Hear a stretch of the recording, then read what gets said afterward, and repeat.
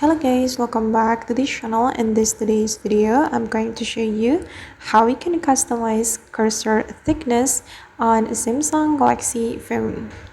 Okay, let's get into it. First of all, we can go to our settings application, and after we have our settings application opened, we can go to the accessibility setting. Click on this option, and then you are going to select the vision enhancement. Okay, and scroll down a little bit until you find the cursor thickness.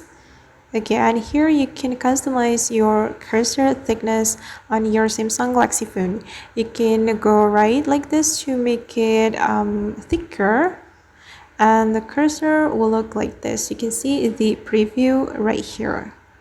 Alright guys, and that's how we can customize cursor thickness on a Samsung Galaxy phone. I hope this tutorial will be useful for you. Thank you so much for watching, and if you found this tutorial useful, don't forget to hit the like button, leave your comments, and also subscribe to this channel. See you in the next video.